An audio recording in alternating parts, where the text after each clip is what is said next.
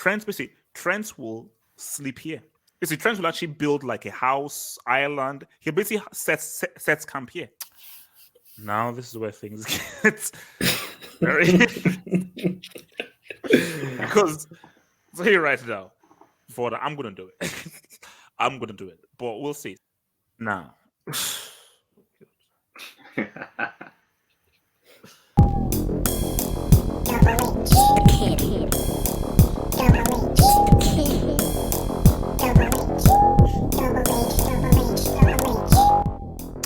so you guys, man, what up, man? It's the big one, guys. It's the big one. The Carabao Cup. Some people call it the Karabuki Cup. People call it the Papa John's Cup. But it's a cup final, man. Coming in this Sunday. But I'll sort of like this, man. So obviously you've got Ford here. You've got Dek here because you guys know Dek here from the Hangouts. Like pleasure to be here. Yeah. So basically, we had this guy. He was even from Liverpool, Liverpool guy, because I could tell from his accent, and he said that there is a big game coming up. I was like, what do you mean by big? He said this Sunday. Like what? And I didn't, which is why I even want to start this off with that here. I'm interested to see what Ford thinks and everything is. How big are Liverpool treating this? Because my thing is that obviously, if you're in a final, you want to win a final, but not all finals are the same. Absolutely, yeah. But in my mind, I'm thinking that Liverpool really believe that a quadruple is on the cards because I think still in the FA Cup, you can still have that. This is a final, so you can still secure a trophy right now. I think Liverpool are one of the strongest teams in the Champions League, and we now know that it might go down to a shootout in the high saloon in like the old west between Liverpool and Man City in the Premier League. So I think Liverpool fans will say, "Wait a minute, now it doesn't mean it will happen, but there is a real opportunity for a quadruple here. And if you go to win a quadruple and you have a final coming up, that is the most important game as of right now." So how are you viewing this thing? Are you viewing this Carabao Cup in a vacuum by itself, or are you viewing it as part of a 4-ring Thanos piece? You know what? It's an interesting question. I just want to touch on the whole treble talk first of all. I'm trying my best not to get excited. Not treble, quadruple. Yeah. Sorry. I'm trying my best not to get excited in terms of a quadruple. I don't think it's going to happen, but yeah, one can dream. But in terms of the Carabao Cup final, obviously, if you look at it from a general point of view, it's not the biggest competition to win. But what makes Sunday so huge is the fact that Chelsea and Liverpool are rivals. You know, this goes back way like in the early 2000s with Mourinho and Rafa Benitez. Oh yeah, and so I think it was Gerrard who scored that one. Yeah, I just think it's a huge deal this weekend because of the two teams that are up against each other, two massive clubs, and for me that's why it's a huge deal. And even taking you back to the past few seasons when Man City have won this trophy 4 years running. Yes, they have the squad to win it like almost every single season. But what it does is that if a team wins this trophy, it can be that booster, you know, going into the rest of the season. So I feel like whoever wins this trophy on Sunday will probably go on to add another piece of silverware. So yeah, I'm just looking at it more importantly than I would if, let's say, two mid-table teams were up against each other. Yeah. So Ford, what about you? How are you? Those general thoughts, rather than because we'll get into the teams in detail, but just Carabao Cup final, Liverpool. How are you viewing it in terms of importance for our season and the games to come through with the Premier League and of course second leg in the UK with Lille? Yeah, I share a lot of the same thoughts as here. Again, it's obviously not the biggest competition available, but it's still important in terms of, again, building that momentum for the rest of the season. Again, we saw that with Jose Mourinho many times with Chelsea. When he come back to the club, it was always about winning the Carabao Cup so that you set that momentum for the rest of the season. Again, like they said, there's a massive rivalry between Chelsea and Liverpool. Again, looking at the semi-final lineup, as much as I wanted to win the cup, I also didn't want to see Tottenham win it, Arsenal win it, and I don't want to see Liverpool win it, respectfully. And again, with the rivalry that we have with, again, the goal, the 4-4 at Stamford Bridge in the Champions League, obviously again, a rivalry between Benitez and Mourinho, it's legendary, some of the games that we've had. So certainly not a team that you want to lose to, especially in the cup final. So it's massive. And even from a Liverpool's perspective, again, looking from the outside in as a Chelsea fan, we have to admit this is a golden era for them. They've got an elite manager, they've got an elite team. The fan base is all like so positive about the club, and yet they've only really got 2 trophies to their name, 2 major trophies in this period of time, which isn't really enough for a team as talented as this. So they need to add I would say trophies. 4, but I know what you mean forward, my bro. Yeah, I mean, obviously Yeah, we're gonna skew the stats in our favor a little bit, but yeah, we know the other 2 trophies that you're talking yeah, about. We've just won them, but of yeah, course, of course. at the same time, it's only 2 years where you've won those trophies, and there was a great trophies to win. But for this Liverpool team, we can all admit, I'm not going to shy away from the fact that it's a brilliant team, and they should win more. So that's Sunday's another chance to win a trophy and to add to the resume, because for guys like Milner, Henderson, Van Dijk, you want to add more than what you've already got on that resume. Okay, look, man, let's talk teams now. So, I'm sure Ford will know this, man, is that, and I'm sure this is the same, but I can only speak for Nigerian culture. When a guest comes to your house, you have to be a great host.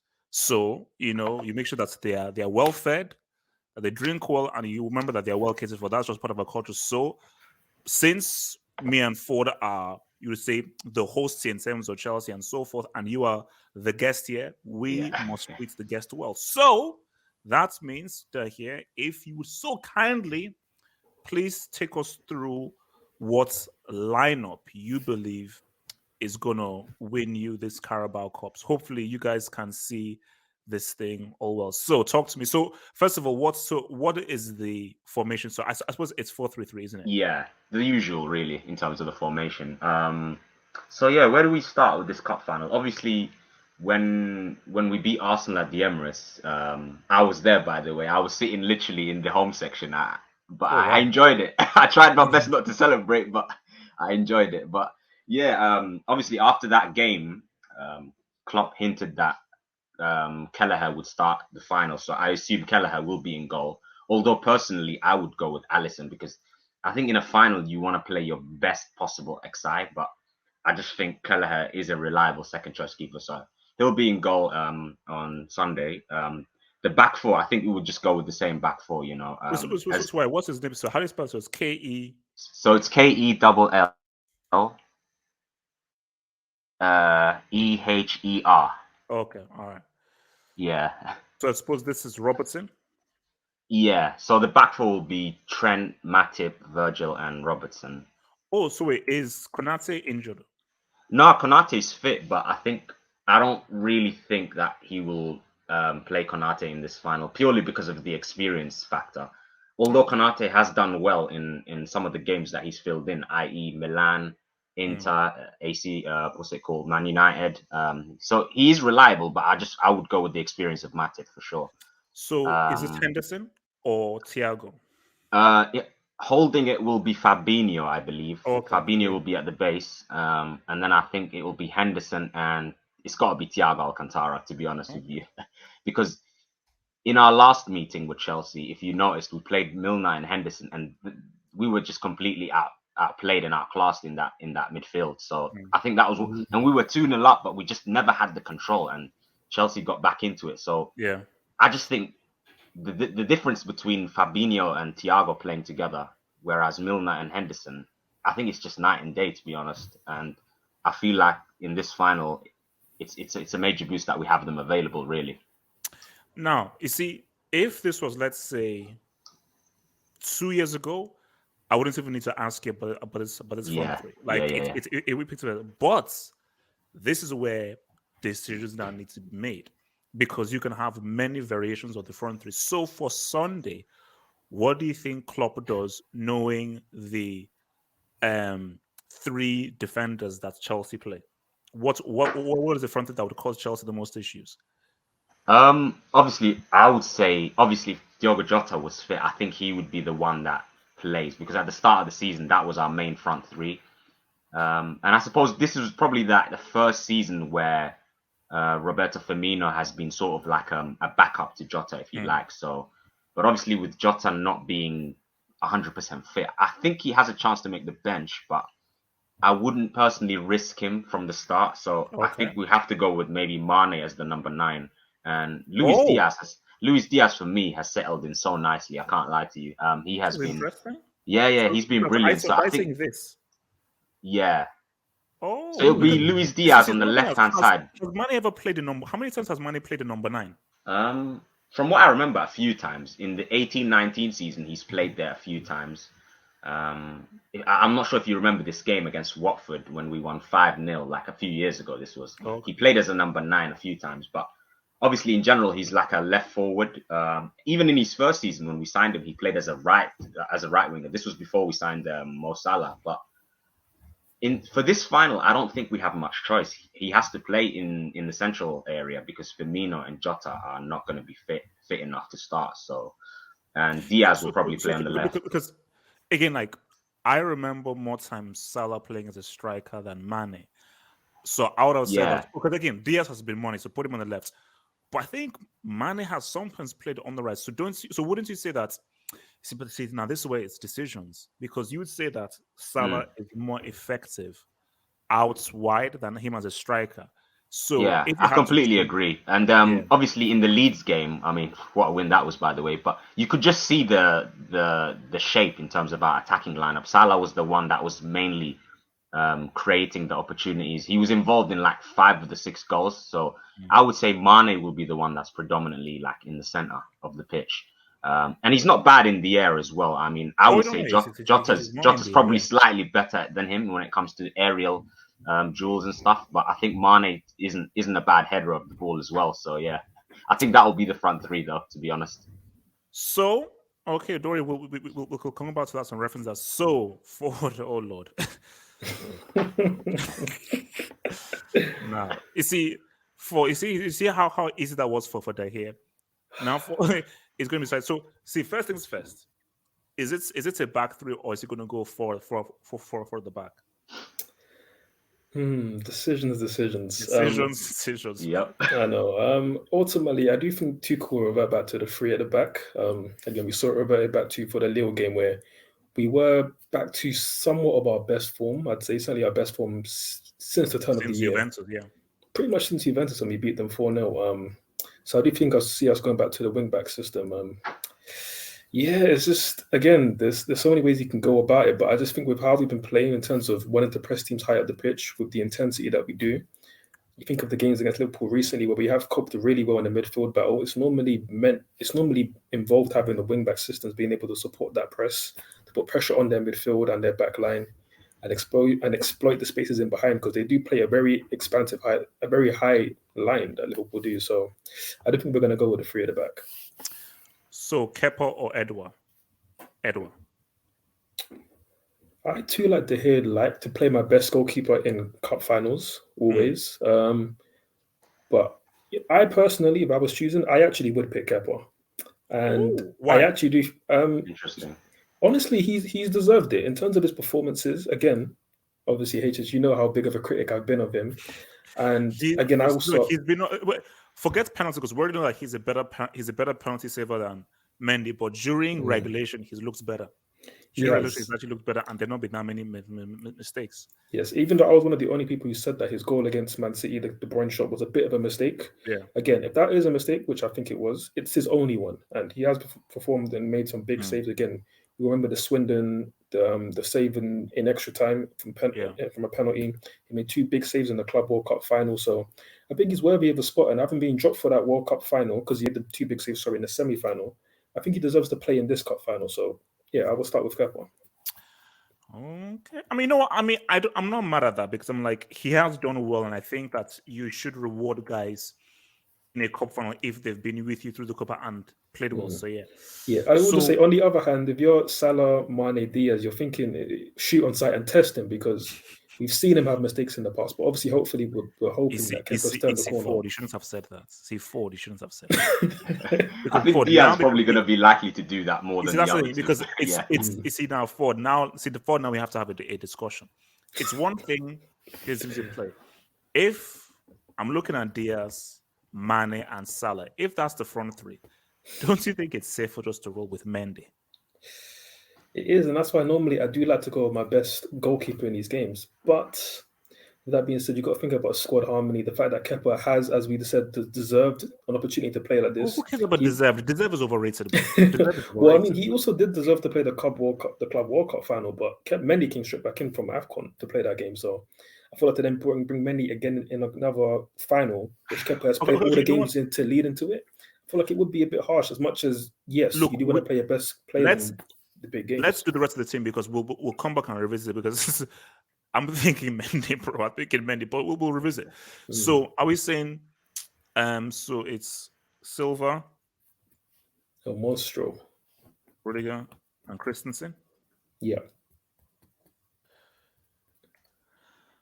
This has to obviously be Aspie. Yep. Now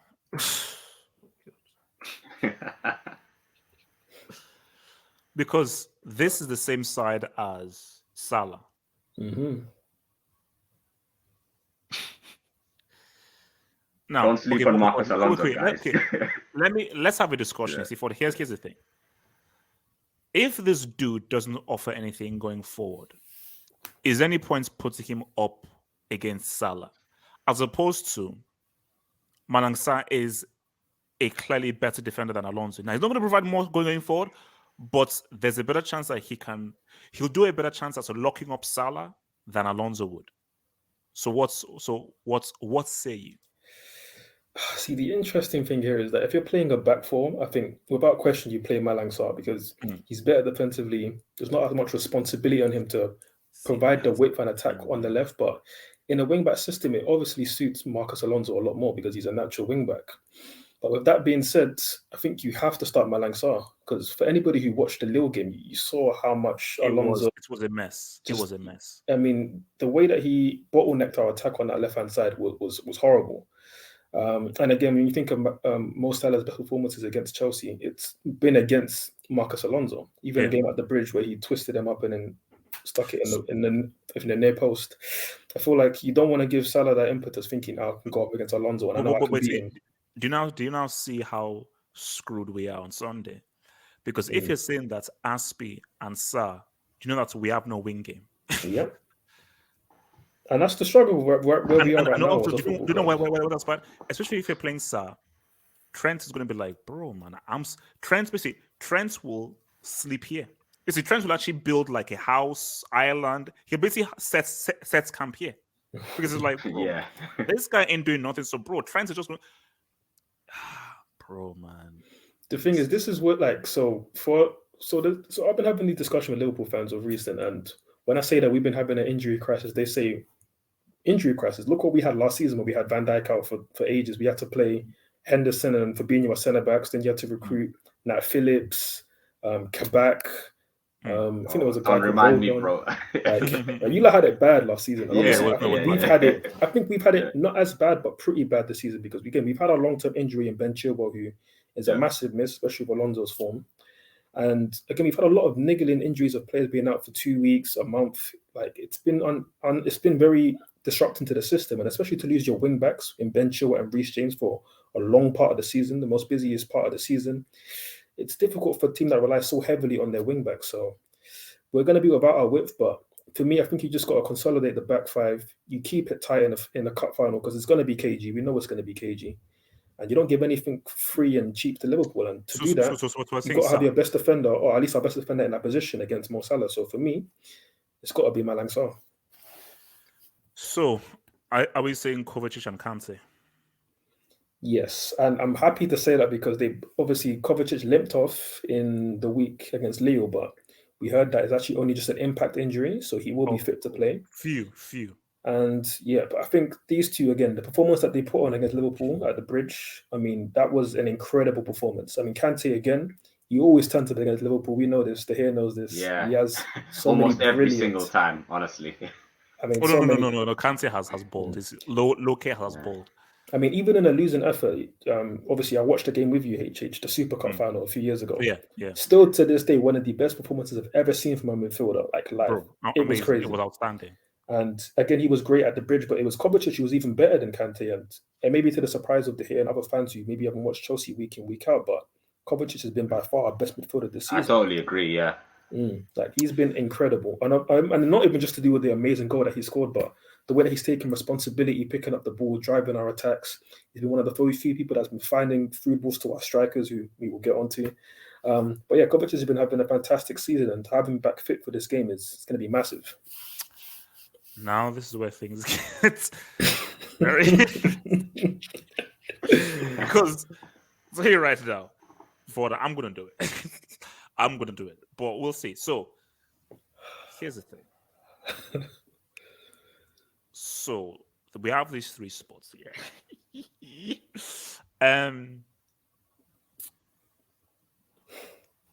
These. So do we know the update on ZH? Yes, so Ziyech, just like Kovacic, was just an impact injury, so Impact, he will okay. be available. Okay, here. Okay, let me just. Okay, let me just put it out there, and then we can just discuss. I'm thinking. Whew, I'm thinking. Because I'm thinking that Liverpool are going to come out, and they're really going to try and throw many further, and they're going to be very aggressive. So I think there's going to be a little bit of space. Maybe not as much space as but I think there'll be a little bit of space. Okay, let me show you what I'm thinking, and then you can tell me how you think. And we'll talk because this is going to require a lot of discussion back here. There's a lot of discussion. Yeah, definitely. So I'm going to say, how about this? I'm going to say, I'm going to do this. I'm going to do. Fuck. Okay, so look at it. It's crazy. It's tricky, isn't it? Just to add to the melting pot. This is tough, man. Just to add to the melting pot, Reece James and Hudson-Odoi are back in training. So that would mean probably Hudson-Odoi might be an option as a wing back too. You never know, but I think Reece James probably isn't match fit enough to start. Yeah. You see, that's the thing. You can't put him in a final if he's not played any matches. Like you can't. Like, that's just crazy. See, this is okay. Let's just talk. Okay, one thing I'm thinking is this. This is what I'm thinking. This now. This isn't the final thing, but I'm just thinking this. But here's the thing. Because of how well they operated against Lille. But that's Lille. This is Liverpool, and I don't like Havertz as a false nine. So this is one thing, but another part of me says this, and you may think I'm crazy, and I feel shocked for doing this. Another thing I'm thinking is this, but hear me out. This is why I like doing this formation thing.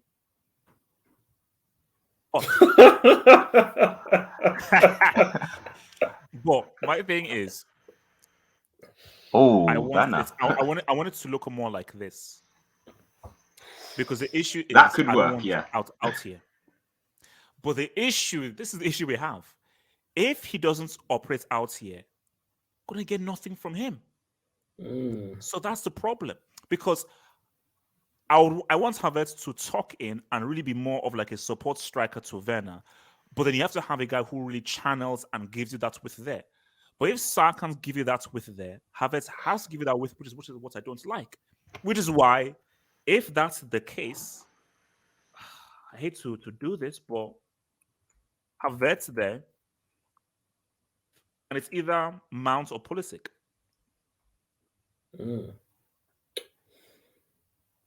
Because my thing is that at least Havertz isn't just a guy stranded at the wing, and you're hoping that if Liverpool are going to give you space, you want Havertz to come out, bring out some defenders, and just move.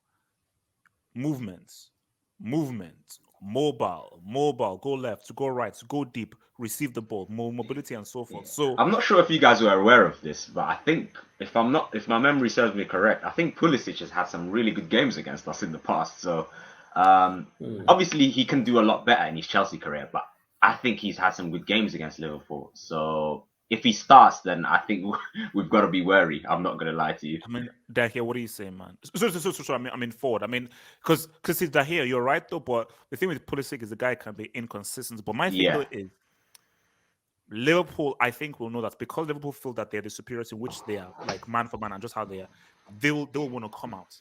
And by them coming out, it gives Pulisic against a low block, no, but Pulisic against a team that gives you space. I think Pulisic can say what's up. So Ford, 100%. Talk to me about this three. Where are you at with the three? Well, I'll start by saying I understand that you want to play over 9, and I think if we do play over 9 and Havertz plays on the left, then we have to start Alonso because we do need actual width on that left hand side. But like yourself, I don't really want to start with a traditional 9 in this game. I would want Havertz to be in the middle because it did work against Lille. Like you said, it doesn't really work great against lower blocks. You've seen that through his time at Chelsea Football Club. But against Liverpool, who we know are going to play a very aggressive line, there'll be the space to operate. It won't be easy going 1v1 against Van Dijk. And for me, Liverpool's best centre back this season, Joel Matip, somebody I think is criminally underrated. So that won't be easy for Havertz. It won't be easy at all, but again, he's in good form. He's very confident, very, very confident mood, given obviously the goals that he scored recently. But which is why I do know what's going to be very key? These two. And what's going to be very key is for coach and thinking to commit players and find that key pass to Havertz. Yes. That's what, because if what we don't want is for Havertz to play with his back to goal, because he's going to get devoured by Van Dijk and Matip, because this ain't Drogba. See, Drogba can handle himself. Havertz, he's not a natural 9. He's a false 9 mobility player. So what's going to be very key is Kante and Kovacic pushing up and trying to find that ball and taking players out of position and trying to find that space for Havertz to run into. 100%. And that's why it's going to be key that he has the right legs around him in the number 10 positions to facilitate him. So yes, I also too would start Pulisic because he has got a good record against Liverpool, especially 1v1 against Trent. He has had a lot of joy, and I thought we're going to need that kind of pace and directness in a game like this. Just obviously, hopefully, Pulisic turns up because again, Pulisic and Havertz, they've not been the most consistent over their Chelsea careers. They're still both young. We're not necessarily expecting Salah and Mane numbers, but we do need more. We certainly need a lot more, especially in a game like this. And personally, I wouldn't start Ziyech. I think for one, he's been our most informed attacker in recent weeks for sure. But I think it's a bit risky starting him and Kovacic, who both came off with injuries in the week.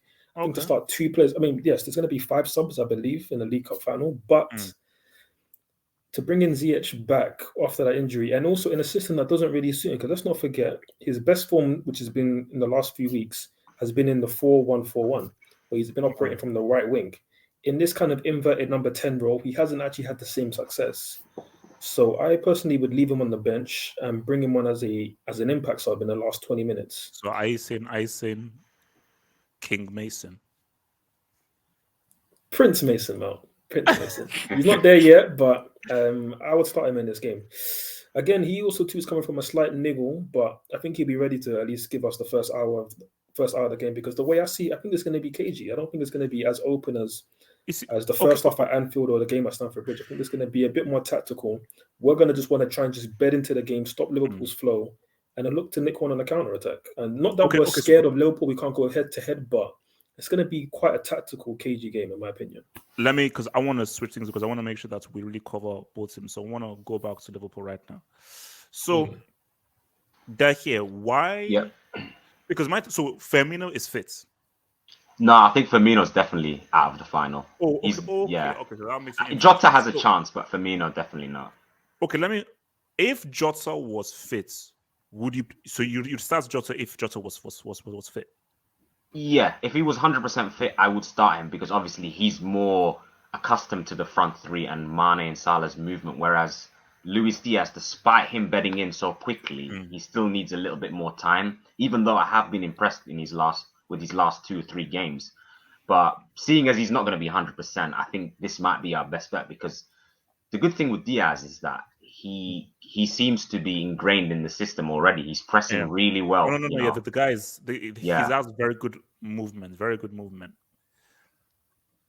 So in that sense, I would just keep the front three as it is from the previous game. But the thing with Jota is, had he been 100% fit, I think that might have suited us a lot better, because he's really, really clinical inside that box, when he gets a chance, even though it's not easy against Chelsea's back three. And even though for me, like Bobby Firmino, I've said it a lot of times, he has declined over the last year and a half, 2 years. But if he was an option for this final, him starting wouldn't have been that outlandish either, because he obviously understands the front three better than anyone else, and he drops deep, he creates those spaces for those two to run into. So yeah, we're going to have to adjust a little bit and just hope that Luis Diaz can keep going. but another question. So let's say Jota was fit. Mm. Who would hold the bench, Mane or Diaz? It would have to be Diaz. I mean, purely because of the fact that he's only just joined, and obviously Mane is coming back from such a high of winning the AFCON with Senegal. Yeah. He has scored even 3 goals in the last 2 games as well. So I would say not only for that reason, but purely because of the fact that he can interchange with Jota as well. So it would have to be Mane. Mane and Salah for me definitely have to start. It's always that other spot really. So basically, so let's say because we just get. So let's say that's the Chelsea team that Tuchel plays, and Sa is on that thing, and let's say your club. Would you then say to Trent that aggressively stay up and really push all the way up, or would you just say do it in moderation, or would you target that line, particularly Sa, and really aggressively play a very aggressive high line, keep Chelsea back, and really aggressively try and chase that early goal? Like, what would your first 5-10 minutes approach be? You know what? I would go quite aggressive because as Forward said already, Malang Sarr in that wing back system isn't really a wing back. He's more of like a centre back or a left-sided centre back. So for me, Trent Alexander-Arnold he has that style. No matter who's playing, he's always moving forward with the ball. He's always trying to create chances. So in that sense, I would obviously not really change our game plan too much. But I would say with that 3 that Chelsea have up front, it is fluid and interchangeable. So we saw in the game at Stamford Bridge as well, like there's a bit of an unpredictability element about Chelsea's front 3 sometimes where they can catch you off guard, So but that's why this is so as long as a certain Mr. Romelu Lukaku isn't starting, you guys should be fine. They're here. We were trying to go a whole video without mentioning his name. All right, yeah. Let's pretend you didn't hear it. Did you see how we just sort of like jettisoned and was yeah. All right, yeah. I don't know who he is, by the way, but yeah. Oh no. But I think so.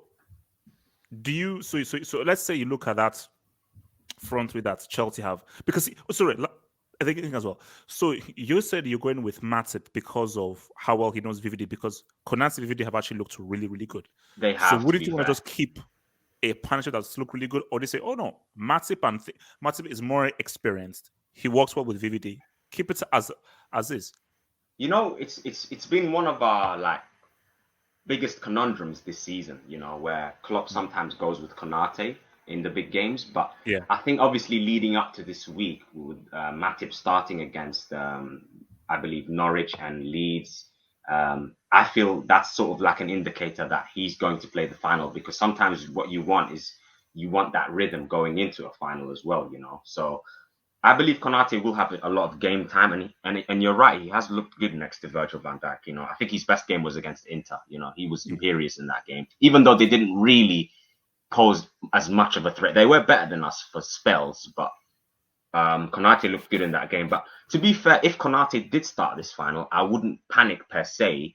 But I just think in a big game like this against the Champions League holders, the Club World Cup holders, I think you wanna you wanna just play your best guy. You want to play your best centre back alongside Big Virgil. So and to be fair, it's not like Matip is extremely slow, and to be fair, our offside trap, really, the way we catch teams offside, I think doesn't get spoken about enough. We do it so well. So I think he's sort of more in tune with that as well.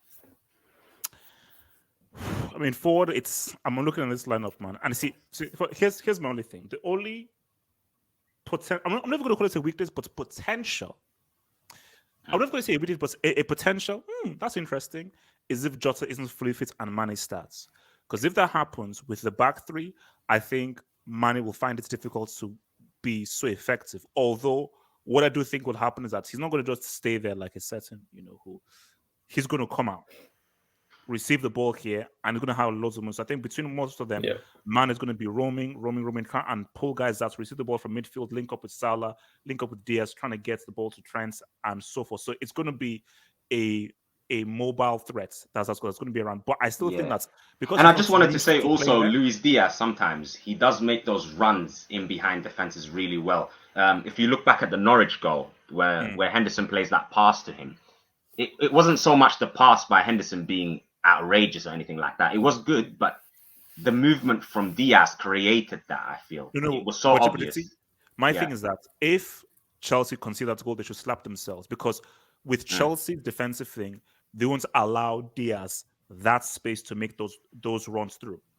They don't allow him to make those space run through. And see, this is the thing, though, is that Azpilicueta is a very good defender, 1v1. So I do believe that he's going to make it very difficult for Diaz, because it's very difficult to get past Aspi. What worries me is Salah, because I think Salah, all game is going to try and size up Salah. All game is going to try and size him up, go to his sweet spot and try and look for that angular shots there, which is why Salah has got to be very, very careful not to really get in so Salah game. But my issue is Trent, bro. Fourth, I think this could be a real danger, because if we allow Trent to just dance, man, because he's just going to just keep on hitting those crosses and those passes through. 100%, and that's why it's a big job for, obviously, Pulisic will be down that side. Kovacic is normally down that side to double up and to make sure that we're closing off those passing lanes. Even for Rudiger, who's always normally playing back up to Alonso when he's there, or now hopefully it will be Malang Sarr. It's a big job for Rudiger, because he's had some big games in the past against Mo Salah, and he'll need to be at his top form. And another thing I will mention is, again, looking at that front three, it's an amazing front three on paper.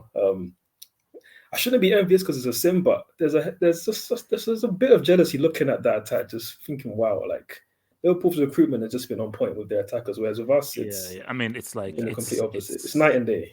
Yeah, it's night and day. But what I will just say on the opposite side, of course, Trent going forward, he's world class. There's no doubt about it.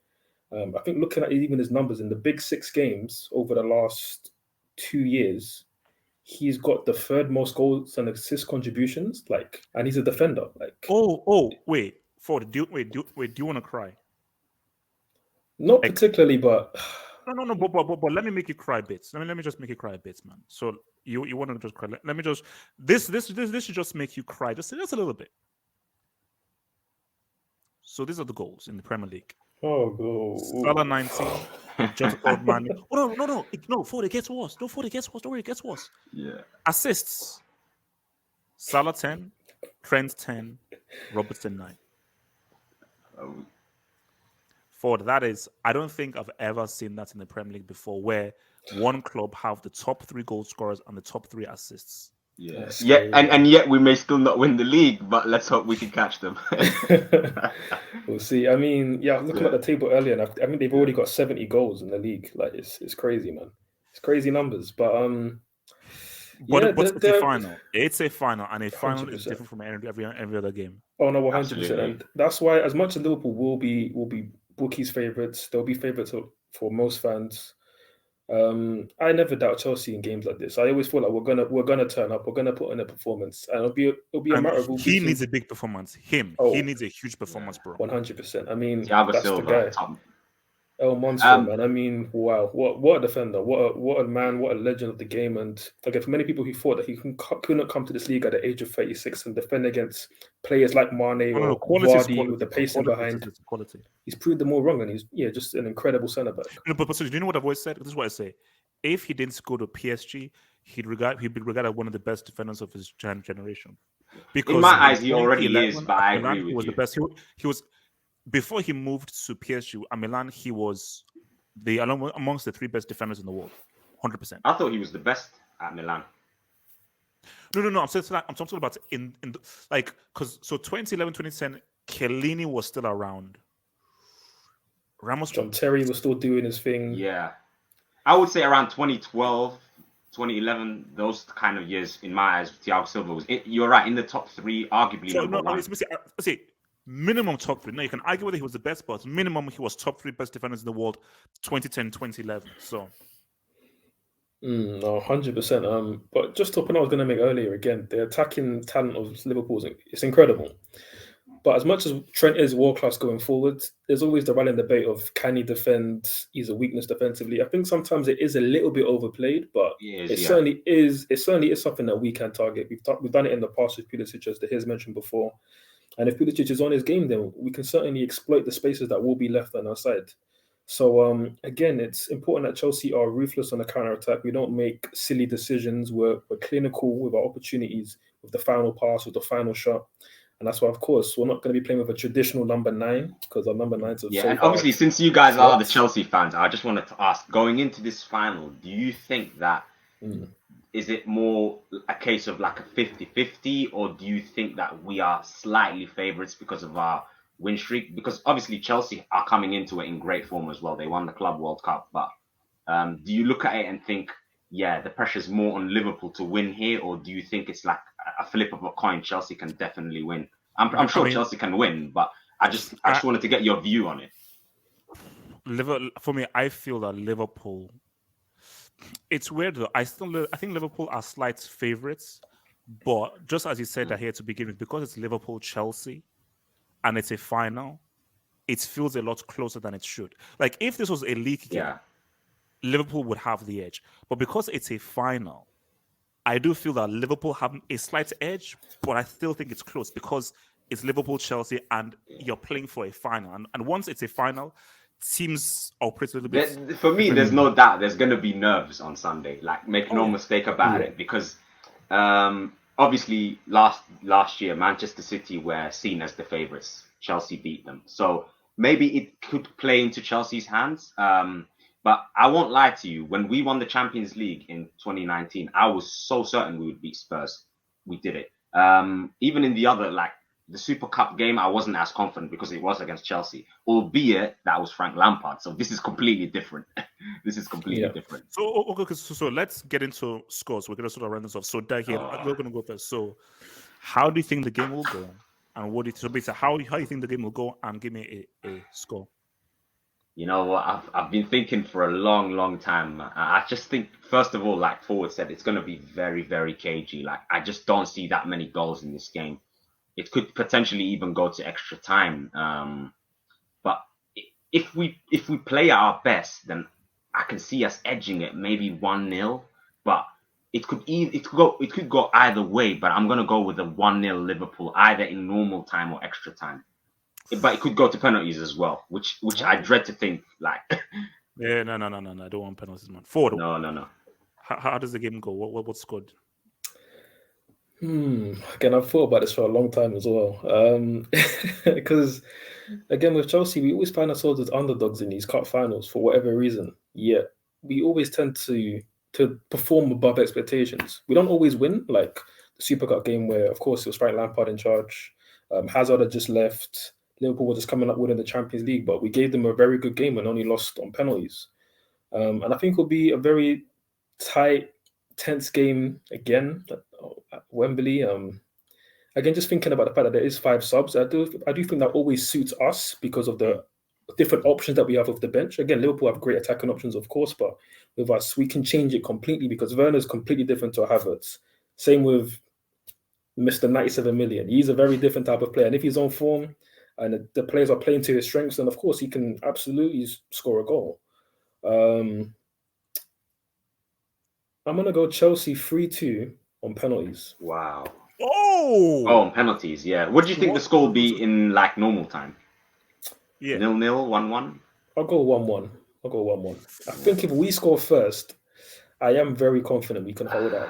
But Man, you know what I was gonna say? I just think we cannot let this get to penalties because I'm not sure how good Kelleher is on spot kicks compared to Kepa. I obviously give Kepa the edge if it goes Oh there. yeah. So we got to get it done quicker. See, here's my thing. So basically, this is the deal I'll give you here. If it doesn't go to penalties, I think Liverpool may edge it. If it goes to penalties, Chelsea will win. And you see, I don't want to jinx things, but I do feel 1-1. Now, whether that's 1-1 carries into penalties, I don't know. But I do believe that the score is going to be 1-1 at a point. So it could be 1-1 and Liverpool maybe take it 2-1 in extra time. Or if it's 1-1 and it goes to penalties. Because I think Kepa has won like 2 penalty shootouts now. So I think he's won 2 this season. on Chelsea, he won a if it goes couple to when we won the penalties. Europa League. He's got an amazing record in penalties. So yeah, I just want to add that the beauty of this game is that we will get a winner because the game at Anfield early in the season, the first half, obviously, when it was 11v11, that was an incredible game of football. Yeah. It was, And obviously, we put on a great effort in the second half to keep a clean sheet at Anfield, defending against the Kop with 10 men. Yeah. And obviously, the game at the Bridge, even though we were 2-0 down in the first 30 minutes, like it was still a great end-to-end game. And obviously, we came back. We made it extremely tough for Liverpool. And again, to today's point, obviously, Henderson and Milner didn't really work in the midfield. Fabinho had a rare off game. And obviously, with Thiago coming back in, Fabinho in good form, Liverpool in great form. I mean, slapping Leeds the way they did 6-0, even on a mediocre night, beating Inter Milan 2-0 away at the San Siro, that's very impressive. And they have said that we're in good form, obviously coming off the Club World Cup. Results-wise, maybe we're in good form, but in terms of what we're seeing on the eye, it's not great. So we're certainly going to have to up it. But like I said, I think we will up it. I think it's going to be a great game. And yeah, man, I'm just hopeful the boys can turn up because I will just also add that our record before the Champions League and finals, we had only won 2 of our previous 8 finals before the Champions League. So this wasn't a team that was regularly getting to finals, but it wasn't delivering in the big moments. But obviously with the confidence of winning the Champions League, the Super Cup, the Club World Cup, I'd like to hope that we can. 100%. I could completely agree with you, Ford, because we were in that position as well, and it did us the world, And I just want to add, basically, for me, as much as obviously I want us to win, but it's going to depend on that midfield at the end of the day. If Kante turns up, it's going to be a long day for us. But so that's why we need Thiago and Fabinho to sort of neutralize that midfield. Otherwise, it's going to be a long, difficult final. If Kante, here's the thing. If Kante has a big game, I think Chelsea can win it in regulation. So I think Liverpool have to take Kante out of it. Because if Kante doesn't have a big game, Chelsea are in serious trouble. But if Kante has a big game and is really playing well, I think Chelsea have a great chance of actually winning. And if he has a big game, he would have completed football, bro. Every single trophy you can win, he would have won it. I agree. He's the one I obviously sort of I'm wary about the most. There's no doubt about that. And you know what? Final thing for me is I really don't want Liverpool to win this trophy. Because I just don't want them getting because again, like I mentioned earlier, we had only won 2 of our previous 8 cup finals. And with winning, it just breeds the mentality of winning. And again, we've seen Trent. Just as a side note, we haven't won a domestic cup since 2012 when it was Kenny Dalglish, and then we went on that 7-year trophy drought, which we're not going to speak about too much now. But yeah. I just wanted to ask you guys one final question, basically. So you don't want this to happen, obviously, but if Liverpool win on Sunday, do you think that's going to galvanize us in terms of the title race? Do you think we'll catch Man City, or do you think even if we lose, we're still able to do that? I think, put it this way, if you guys lose, I still think that Liverpool will still be the same. But if you win, it's going to give you even more of a greater impact. So I agree. There is nothing that was, because let's be real, this isn't the most important cup. It isn't, yeah. Like this, even though we're going to both treat it as if it's a Champions League final. 100%. It's not a Champions League final or an epic final. So I think if Liverpool lose, they'll be like, oh, disappointing, because losing a final is always bad. So you'll just feel bad losing a final because you always want to win a trophy. But Liverpool will be like, bro, 3 points Man City, let's get it. So let's not go with it. But if they win and it's a trophy, then they'll be like, let's get it. Let's get it and let's just go on this crazy winning run. So, I mean, for that, I don't know what's your theory? 100% agree. I feel like, again, win or lose, Liverpool will be there for the title. This team is too strong not to stay consistent in the league and to push City all the way.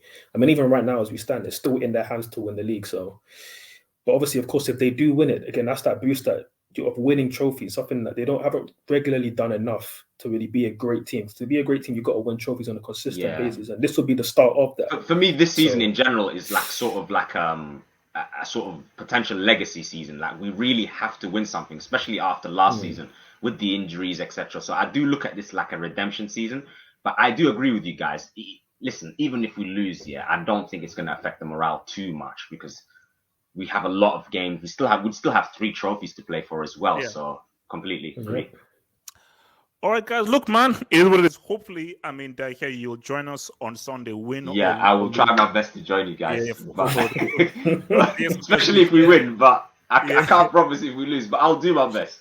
Yeah, man. So when we get guys live for the post-match, we'll obviously get as many Chelsea and Liverpool fans as possible for the post-match review, and we'll talk about it. But here's my thing, though. I don't think but I'll just put it out there. I don't think it will happen, but for instance, if Liverpool decide to decimate Chelsea, and it's like a 5 or a 6. For that, I've got some loan papers that I've been sent.